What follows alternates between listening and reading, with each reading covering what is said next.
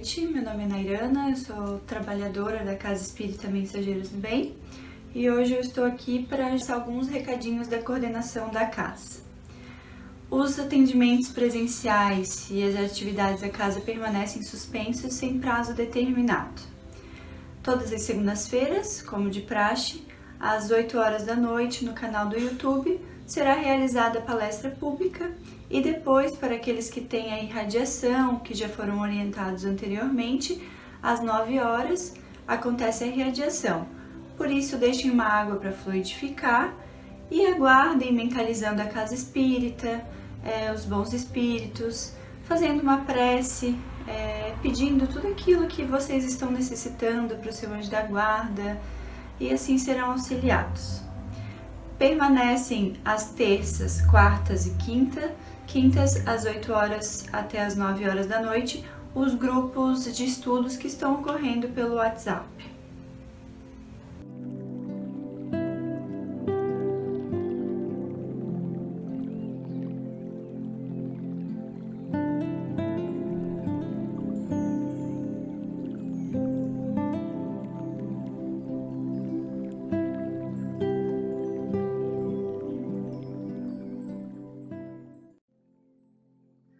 Buscando a sintonia de sentimentos, buscando a presença do nosso Mestre Jesus, da espiritualidade amiga, que já se faz presente, nos auxiliando nessa tarefa.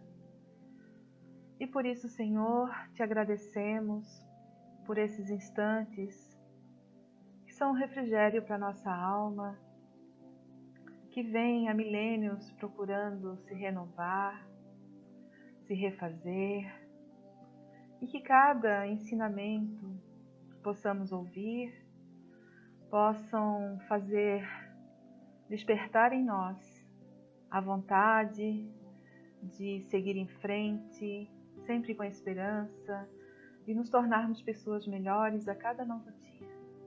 Abençoa-nos, Senhor, nesta noite. Abençoa todas as famílias brasileiras, as famílias do nosso planeta, que necessitam do teu amparo, do teu amor, da tua misericórdia. Assim seja.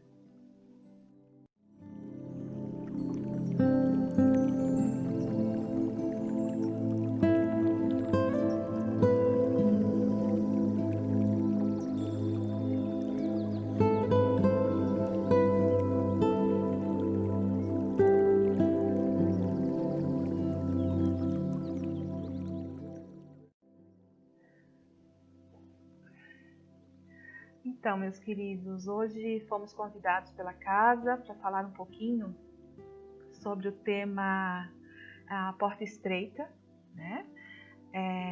Esse tema a gente vai utilizar algumas obras que eu busquei de consulta, né? Primeiro o Evangelho, que ele faz parte desse capítulo 18, intitulado Muitos os Chamados e Poucos os Escolhidos, o item A Porta Estreita. Usamos um pouquinho uma mensagem também chamada Muralha do Tempo, uma psicografia de Chico Xavier, editada pelo Espírito Emmanuel, nesse livro O Espírito da Verdade. E também uma história muito linda de Joana de Cusa, que a gente encontra no livro Boa Nova, capítulo 15. Nesse sentido, o Evangelho nos traz, né, nesse tema, nesse início, né, do capítulo, justamente desse capítulo, Muitos os Chamados, Poucos os Escolhidos, em seu primeiro tema, essa fala de Jesus, né, que diz assim: Entrai pela porta estreita, porque larga é a porta da perdição, e espaçoso o caminho que a ela conduz, e muitos são os que por ela entram. E quão pequena é a porta da vida, quão apertado o caminho que a ela conduz, e quão poucos a encontram. Está bem retratado nessa imagem, né, que a gente está dividindo com vocês, de que realmente essa porta larga, né, favorece pelas suas facilidades o acesso de muito mais pessoas. São poucas aquelas que se esforçam, né, para passar pela porta das dificuldades. didaticamente, né, ela está colocada, essa mensagem de Jesus, na sua alegoria, representando para nós, então, que a porta estreita, pelo nosso esforço, né, pela nossa força de vontade, a gente vai ter lá na frente, no nosso futuro, algo melhor. E, no entanto, sempre acabamos escolhendo a porta larga, justamente por ser a porta das facilidades. Emmanuel vem trazer, na verdade Lucas, né, vem complementar essa fala de Jesus, né, registrada por Mateus, no capítulo 7, versículo 13 e 14. Logo mais à frente, ele vem reforçar, né, que Jesus nos pede que nos esforcemos por entrar nessa porta estreita. Que muitos tentarão entrar, mas serão poucos os que conseguirão passar. E ele fala ainda que faz uma analogia, né, que o pai, quando fechar essa porta estreita, muitos daqueles que não quiseram entrar vão bater na porta e pedir muito para entrar. E aí ele que vai dizer, não, agora não é possível, né? Vocês cometeram muitas iniquidades e por esse motivo não tem condições de passar por essa porta. A gente entende por iniquidade tudo aquilo que nos leva à perdição, né? No mundo material principalmente. Essas diferenças sociais, né, que separam tanto as pessoas, onde os mais astutos, os mais espertos, né, se aproveitam da sua condição, muitas vezes privilegiada, e acabam por deixar os menos favorecidos à mercê da sua própria sorte. Nessa outra imagem, né, nessa passagem, a gente vai buscar no livro de O Espírito da Verdade, ditado pelo Espírito Emmanuel, nesse capítulo chamado Muralha do Tempo, ele vem também nos explicar o significado dessa porta, né, no ensinamento de Jesus. Primeiramente, ele traz que uma porta serve para o quê? Para o quê? Uma porta normalmente serve para dividir, né, dois espaços. Um espaço antes e um espaço depois, que a gente vai atravessar essa porta. Portanto, ela é uma peça arquitetônica. Né? Se a gente olhar pela imagem, pela figura, somente pela figura do que foi falado, ela é apenas uma peça arquitetônica que separa as paredes, né? Permitindo que todos por ali passem. Mas o que ela representa mesmo nessa fala de Jesus é que ela é uma passagem na muralha do tempo, do nosso tempo. Ou seja, a partir do momento que a gente atravessa uma porta, a gente deixa o nosso presente e o nosso passado para trás e temos adiante de nós o nosso futuro, a nossa eternidade. E aqui Emmanuel dá um exemplo muito bacana, porque no passado e no presente a gente está fazendo isso, ou seja, semeando, e a gente vai colher nesse futuro. Então olha só que interessante essa analogia que ele fala, com essa passagem, representando essa passagem por essa muralha do tempo. Porque a condição que nós vamos ter para atravessar essa porta é justamente o resultado dessa nossa sementeira. Aí, mais adiante, ele vem explicando que esse momento em que vivemos, né, vejam, essa palestra, né, essa mensagem, ela está nesse livro que foi escrito em 1961. E ela é tão atual para os nossos dias de hoje, né? Por quê? Porque esse momento de transição, né, como ele coloca aqui, o momento atual nosso é o da escolha, esse momento de transição, de transformação da humanidade, ela já começou lá com Jesus. Né? Todos esses 2000 anos que a gente vem vivendo, na conta desse tempo, dessa nossa existência, ele é muito pouco ainda. Por isso, às vezes, as pessoas questionam, né? Chegou o momento, né, da tal famosa data limite, o mundo vai se transformar. Não, o mundo já vem se transformando. Jesus iniciou essa transformação. E quando ele trouxe essa mensagem, né, esse aconselhamento para nós, esse conselho, grande conselho, de que escolhêssemos a porta estreita, né, das dificuldades, foi justamente para que a gente conseguisse fazer esse acerto espiritual, né, marchando nessa nossa senda rumo ao nosso progresso. E o legal que Emmanuel coloca aqui para nós é justamente o aproveitamento que a gente faz dessas horas. Outro dia a gente estava lendo, né, uma mensagem do livro No Tempo de Deus, e como o Espírito Camilo, nesse livro, vem falar dessa importância da gente saber usar esse nosso tempo com sabedoria, aproveitar as nossas horas. E a porta estreita, ela nos proporciona isso, porque a gente vai focar justamente naquilo que a gente precisa acertar, né, nessa nossa senda espiritual. Então, ela representa, na verdade, a saída do erro, né, de vidas anteriores, muito antes mesmo da vinda do Cristo, porque somos espíritos milenares, né, e a passagem por essa porta nos vai dar uma entrada para essa renovação. Então, esse caminhar, né, esse aproveitamento das horas é individual, é uma escolha de cada um de nós. Por isso que alguns espíritos avançam rapidamente, né, nessa estrada da renovação. Outros vão ficando para trás. E aqui, ao contrário, quando escolhemos a porta larga, que ela expressa, na verdade, o desequilíbrio interior.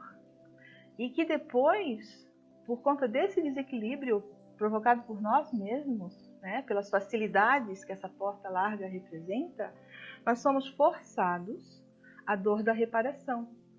E o que acontece? Uma perda lastimável do nosso tempo. Né? Quantas reencarnações a gente vem passando, né? E muitas vezes a gente ouve muito isso dos espíritos, né, através das suas obras, quando chegam na espiritualidade e olham para aquela vida, né, que passou e vê o quanta coisa deixou de fazer, né? Quanta perda de tempo. São lastimáveis perdas de tempo mesmo, como fala Emmanuel. Por quê? Porque essa porta larga, ela é uma entrada na ilusão, né? É uma entrada nessa ilusão provocada pelo mundo material, pelas facilidades do mundo material. Então, por isso ele diz que é importante que a gente não se preocupe com o que a sociedade nos impõe, né? Muitas vezes a gente acaba fazendo coisas, realizando projetos que nem estavam realmente na nossa programação, no nosso projeto de vida. Por quê? Porque é uma coisa que a gente busca atender às nossas necessidades naquilo que a sociedade nos apresenta. Então, quando a gente entra por essa ilusão, né, muitas vezes de achar que a felicidade está nas conquistas materiais, acabamos atravessando essa porta e a nossa saída vai ser pelo reajuste, né? Reajustar aquilo que a gente acabou fazendo de supérfluo quando o necessário nos bastaria. Então, resumidamente, ele coloca que a entrada pela porta larga representa a nossa paixão desregrada do nosso próprio erro. Quando a porta estreita, oferecida por Jesus, ela representa um amor intraduzível e incomensurável de Deus. Como ainda nós estamos no nosso estágio evolutivo, muito próximo ainda da animalidade, né? Nós ainda não conseguimos alcançar ainda o nosso estágio da espiritualidade, né? Do ser espiritual que realmente já compreende Deus na condição de espírito evoluído, espírito mais perfeito, né? A exemplo de Jesus. Por isso que ainda é intraduzível, a gente não tem como medir isso e a gente acaba se perdendo, né? Pelas facilidades. Então, Emmanuel nos aconselha, né, que o momento atual é o da escolha. E cada minuto apresenta um valor particular para cada um. Então, o que fazemos do nosso tempo, né, de cada minuto aqui utilizado na nossa existência, é que vai determinar o que a gente vai encontrar do lado de lá, dessa porta. Então, diz Emmanuel, examina por tua vez qual a passagem que eleges por teus atos comuns. A gente vai encontrar mais detalhadamente nessa obra que eu mencionei. Então, é muito interessante, né, como Emmanuel consegue extrair de uma fala de Jesus, de um ensinamento, que foi por tanto tempo uma metáfora, né, que pouco compreendíamos. A gente até pouco tempo achava assim, a porta estreita leva para o céu, a porta larga leva para o inferno. E era isso que a gente tinha, né, de entendimento. Mas quando abre essa explicação, que nós somos espíritos milenares, né, que a nossa vida hoje é o resultado do que a gente foi ontem, e hoje mesmo estamos construindo a nossa vida do futuro, tudo muda. Por isso que depende muito das nossas escolhas, né? Quando escolhermos a porta do esforço, principalmente do esforço para com a nossa própria reforma íntima, porque esse é o objetivo atual, né? Mas nós vamos ver agora um exemplo do que significa o esforço de um espírito, né, durante a sua jornada, e o quanto traz de felicidade para aquele que consegue ser fiel àquilo que se comprometeu com ele mesmo. Muitas vezes a gente analisa, né, espíritos de alta envergadura que a gente conhece na humanidade, como que ela consegue fazer aquilo, né? Como que um espírito como a Madre Teresa de Calcutá, por exemplo, consegue viver daquele jeito e ser tão feliz, né, diante de tantas dificuldades que enfrentou, e ser um espírito tão feliz, tão abnegado como é. É óbvio que isso depende da evolução espiritual de cada um, né? Se a gente fazer uma autoanálise, talvez a gente não consiga fazer um décimo daquilo, mas a gente tem a informação, né, do próprio Jesus, de que nós também podemos. Mas isso é uma conquista pessoal, né? Depende muito da nossa vontade. Então aqui a gente vai falar um pouquinho dessa obra Boa Nova, né, que tem uma história, Joana de Cusa. Eu acredito que muitos já conheçam, né?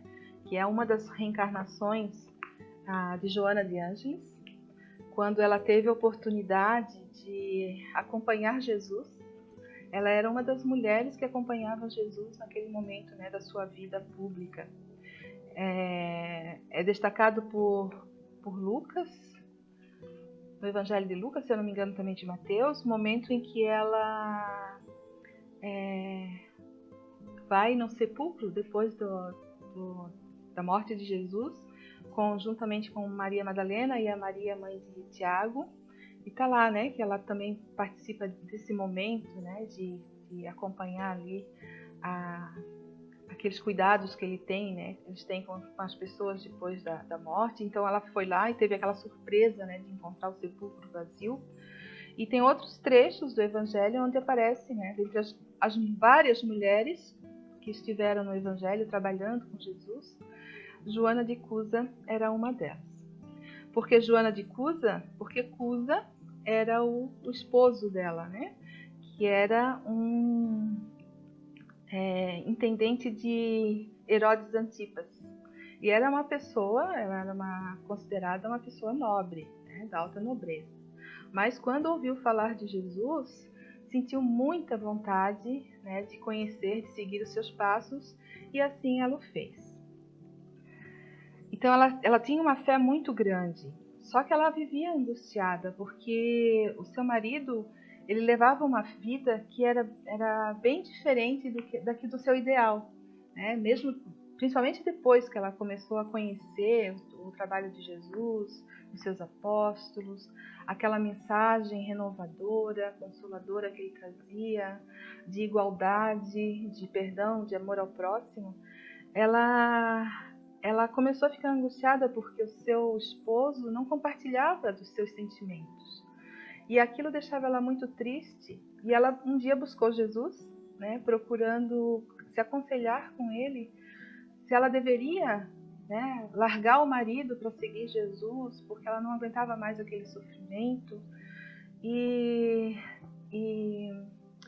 aí ela entre choro, assim, ela era jovem ainda, né, ela não conseguia vivenciar aquilo com o esposo, ela não conseguia dividir aqueles momentos sublimes que ela passava com Jesus, E quando chegava em casa, se o seu esposo soubesse, né, que ela estava fazendo isso, seria terrível.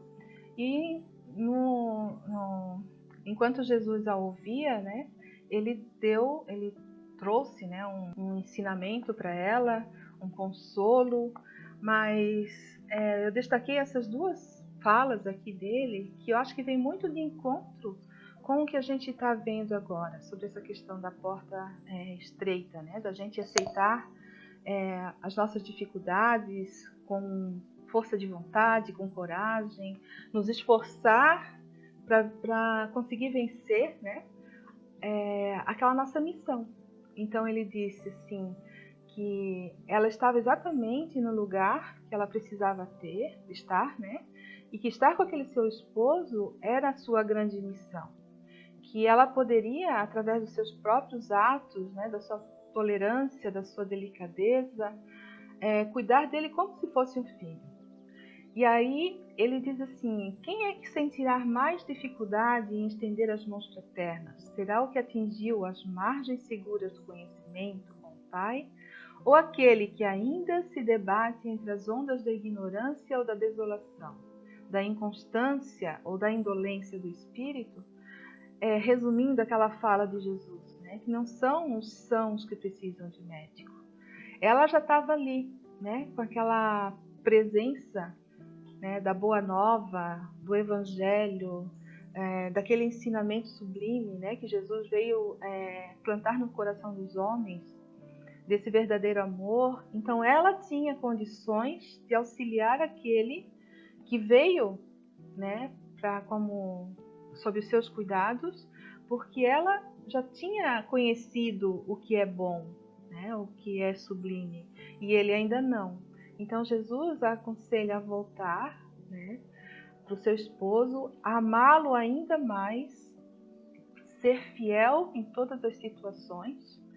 E ainda disse assim, não percas tempo em discutir o que não seja razoável, porque Deus não trava contendas com aquelas criaturas, e sim trabalha em silêncio por toda a criação. Ou seja, Deus não impõe, né, aqueles que ainda não compreendem, aqueles que ainda estão na ignorância. Ele não impõe, então, tão pouco nós. Então, já que a gente tem esse conhecimento, já que a gente recebeu essa dádiva de compreender esses ensinamentos de Jesus, sejamos nós aquele que vai tolerar, que vai compreender, né? E não perder tempo em discutir aquilo que a gente não vai conseguir no momento. Então, assim, ele orienta ela, né, a voltar para casa, e que ela seja fiel e que confie, porque todo sacrifício que ela fizer, mais tarde no reino de amor, ela receberá a sua recompensa. E aquilo causou um alívio tão grande para o seu coração sofrido, ela saiu daquele encontro ali renovada, né? E a partir daquele instante, ela se tornou outra mulher. Começou a compreender o marido, mais tarde tiveram um filhinho, e o tempo foi passando. Cusa teve dificuldades, né, com a sua questão política, sofreu muitas perdas materiais, acabou morrendo e ela ficou sozinha com seu filho. E aí ela teve que aprender na luta diária, sobreviver, ela buscou ajuda, trabalho, né, cuidando dos filhos de outras senhoras da nobreza, e assim ela viveu os seus últimos dias. Quando naquele momento em que todos nós recordamos, né, de que ela é chamada a provar o seu amor, né, por Jesus, em que ela está no ano de 68, amarrada a um tronco, prestes a ser queimada, e aqueles homens, aqueles carrascos lá, né, dizendo que se ela abjurasse, né, se ela negasse Jesus, ela poderia libertar a ela e ao seu filho que ali estava junto. Imagina uma mãe, né, suportar vendo seu filho ali sendo martirizado com ela. Qualquer mãe daria tudo para ficar no sofrimento sozinha desde que seu filho se libertasse. E é nesse momento que o seu filho implora, mãe, por favor, por mim, abjura, minha mãe, abjura, nega Jesus e nós estaremos livres por mim, pelo seu filho. E aí ela mergulhou, né? Ela fez um mergulho na sua vida passada, desde quando, na sua vida passada, nesses momentos passados, né? Desde quando ela teve o seu filhinho, desde pequeno, do amor que nutria por ele.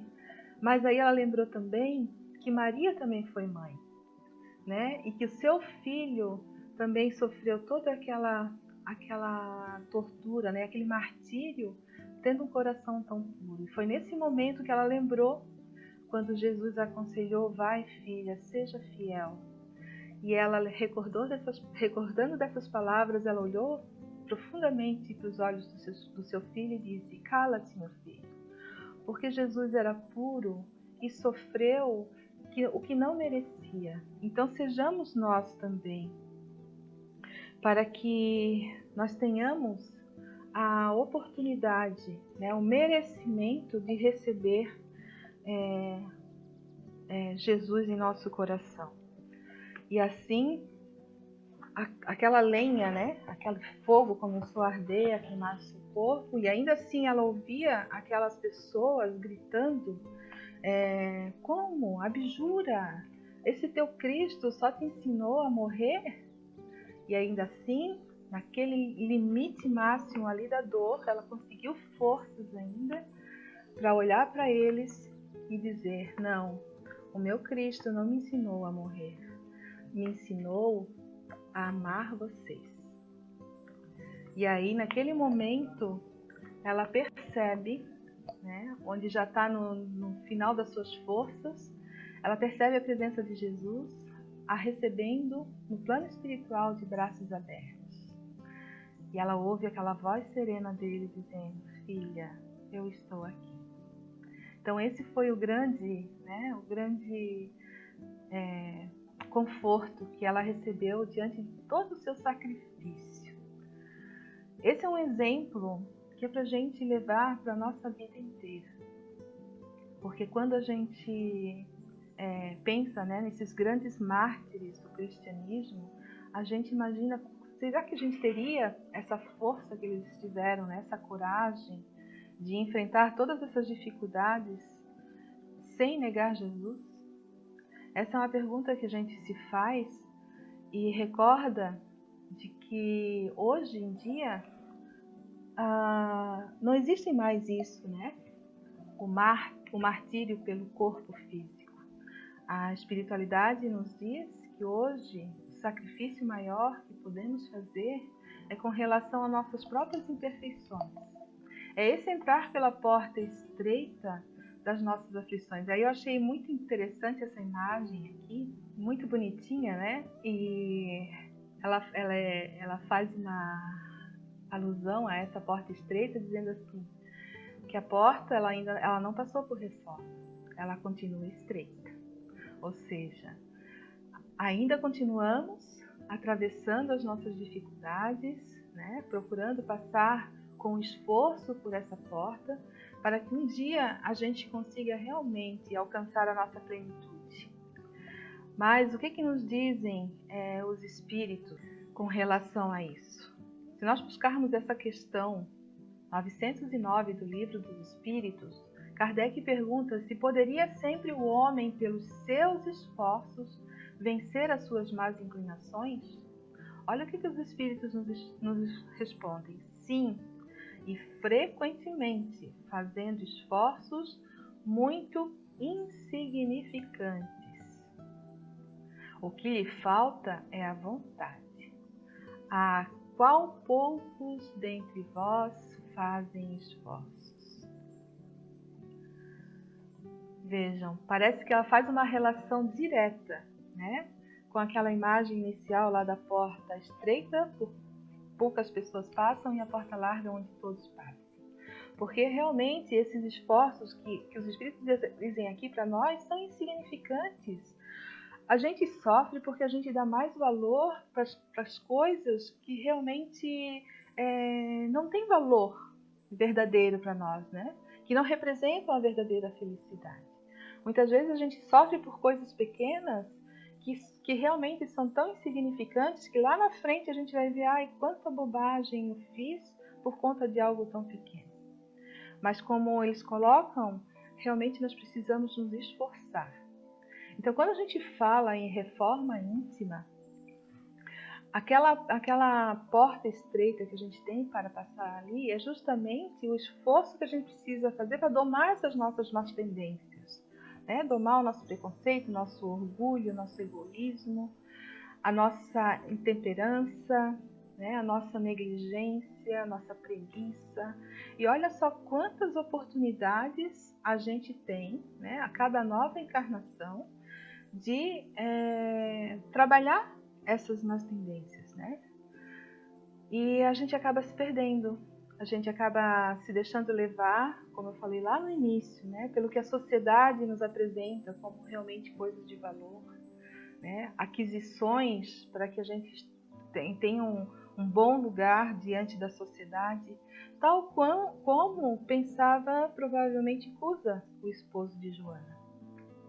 E ela teve esse contato com essa mensagem de Jesus, de que o verdadeiro reino está dentro do nosso coração, né? Que é o reino de amor, e ele não a compreendeu. Mas se fosse nos dias de hoje, se a gente ouvisse um conselho daquele, né? De que Jesus, vá, minha filha, para casa, seja fiel ao teu esposo, mesmo ele sendo assim, frio, ignorando teus sentimentos, mas vai, seja fiel, né? Seja submissa, obedeça ao seu marido. Se a gente for dizer isso nos dias de hoje, com certeza as pessoas não iam aceitar, né? Como não aceitam, como a gente vê na mídia, todos esses movimentos, né? É claro que não se aceita a violência, né? Não se aceita a humilhação, porque hoje a gente tem a lei de igualdade que nos aproxima, né? Não existe mais a superioridade de um sobre o outro. Então seria muito difícil a gente entender essa mensagem nos dias de hoje. Mas o que ele está dizendo, né? Que nós tenhamos a resignação diante das escolhas que nós mesmos fizemos. A maioria das famílias hoje no mundo, né? Elas são formadas justamente para essa reconciliação, porque todos nós temos pendências uns com os outros. E nós viemos justamente para trabalhar o principal aguilhão que temos em nós, né? Que é o nosso egoísmo. E onde a gente pode trabalhar o nosso egoísmo? Dentro da nossa família. Ali, diante das dificuldades do dia a dia, né?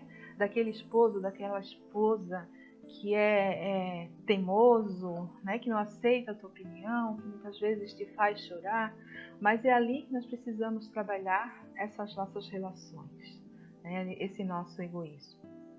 Por isso é tão atual esse ensinamento da porta estreita. E a gente vai encontrar também em várias outras obras, né? São obras riquíssimas. Emmanuel tem mais 2 livros, Ceifa de Luz, que traz também essa mensagem, né? Sobre a senda estreita. Ele vem falar da forja, que é necessário. A forja é necessária para aperfeiçoar, né? Vários ensinamentos que nos falam o quanto a gente precisa desse momento de renovação, de reforma íntima. Então, nós trabalhamos tanto na atualidade esse ensinamento, mas ainda assim, muitos continuam atravessando a porta larga, né? Escolhendo a porta das facilidades. Porque ainda nós vivemos dominados pelo poder, né? Pela beleza, pela riqueza. Todos buscamos isso. Não que isso seja errado, né? É uma forma da gente progredir também nas questões materiais. Mas que isso não seja o nosso principal foco, nossa principal meta. Porque nós precisamos pensar no nosso espírito. Porque é esse sim que vai contar lá naquele outro lado da porta, né? Futuro, da eternidade. Então, meus amigos, essa era a mensagem da noite, né, que consigamos olhar para os nossos desafios, para as nossas dificuldades do dia a dia, com esperança, com alegria, com aquele mesmo entusiasmo que Joana enfrentou as suas dificuldades, mas com a certeza de que ela estava amparada por Jesus, assim como todos nós estamos.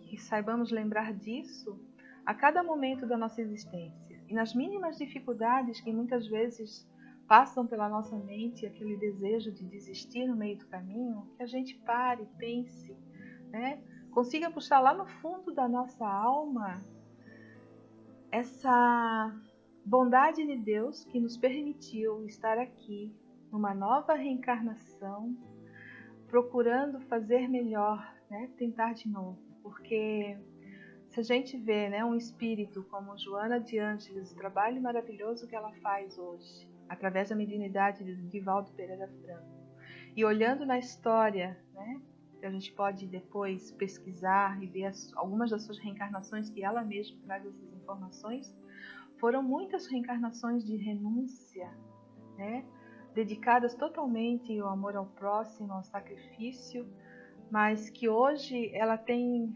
essa alegria imensa de poder dividir com a gente todo o seu conhecimento. Porque a gente vem aprendendo, a gente vem adquirindo esse conhecimento através da nossa luta diária, através das nossas experiências, através da nossa busca pelo conhecimento intelectual também, que é muito importante. Então, Jesus nos abençoe sempre essa nossa vontade de querer acertar, embora a gente considere que somos espíritos ainda caminhando nessa trilha ainda da ignorância, mas do fundo do nosso coração a gente quer ser melhor, a gente quer progredir. E quando a gente tem o conhecimento desses relatos, dessas histórias, as histórias que Emmanuel nos traz da sua própria existência, dos sacrifícios passados por todos aqueles mártires da antiguidade e que agora nos trazem através das obras, nos mostrando que não é mais preciso o martírio do corpo físico, e sim do nosso próprio ser, da nossa própria reforma íntima. Então, nos despedimos dessa nossa tarefa, agradecidos pela presença de todos, que possamos outras vezes nos encontrar aqui nesse canal, sempre buscando essa reflexão diante desses ensinamentos trazidos por Jesus e esclarecidos ainda mais pela espiritualidade amiga. Jesus nos ampare a todos, Deus nos abençoe, abençoe a todas as famílias do nosso mundo, do nosso Brasil, que passam por tanta dificuldade, principalmente nesse momento de crise, mas que consigamos atravessar essa porta estreita, apertadinha, com toda a nossa coragem. Que quando chegarmos do lado de lá, possamos encontrar a luz verdadeira do amor de Jesus. Muito obrigada a todos, fiquem em paz.